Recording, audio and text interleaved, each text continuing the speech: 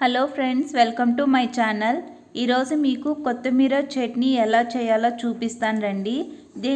దీనికి నేను ముందుగా కొత్తిమీర కాండ్లతో కూడా ఉలిసి పెట్టుకున్నాను. బాగా క్లీన్ చేసి పెట్టేసుకున్నాను వాటర్తో 2 టైమ్స్.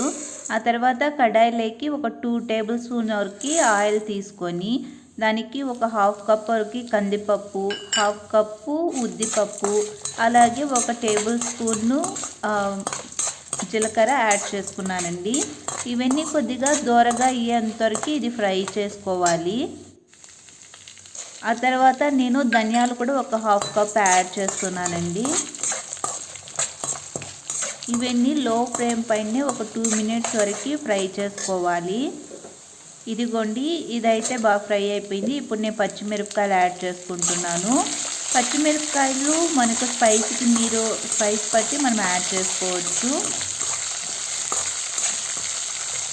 ఇది కూడా మిరపకాయలు కూడా ఆయిల్లో బాగా ఫ్రై అయ్యేంతవరకు ఒక 2 మినిట్స్ నేను ఫ్రై చేసుకుంటున్నాను.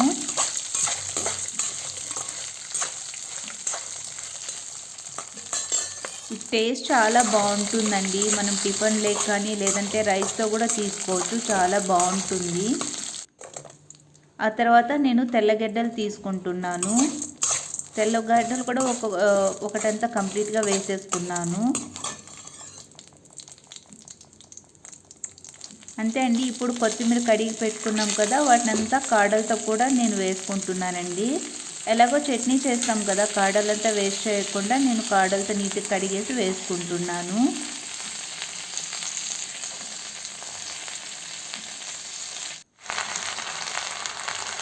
అంతే అండి. ఇదంతా అలానే ఇప్పుడు సాల్ట్ కూడా యాడ్ చేసుకుంటున్నాను.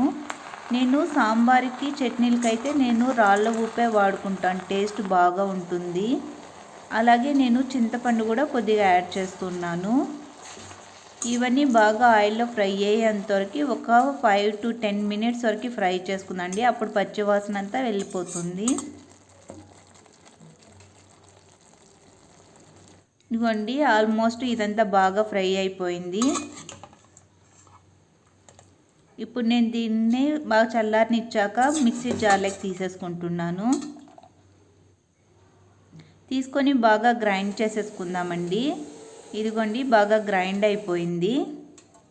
ఇప్పుడు సేమ్ కడాయిలోకి మళ్ళీ ఒక 2 టేబుల్ స్పూన్ వరకు ఆయిల్ తీసుకొని పోపు పెట్టేసుకుంటున్నాను. ఒక 1/2 టేబుల్ స్పూన్ ఆవాలు యాడ్ చేసుకొని కరివేపాకు వేసుకునేసి ఏదైతే గ్రైండ్ చేసుకున్నామో దాన్ని యాడ్ చేసి కలబెట్టేసుకుంటున్నానండి. అంతే అండి, చట్నీ అయితే రెడీ అయిపోయింది. ఇది చాలా టేస్టీగా ఉంటుంది.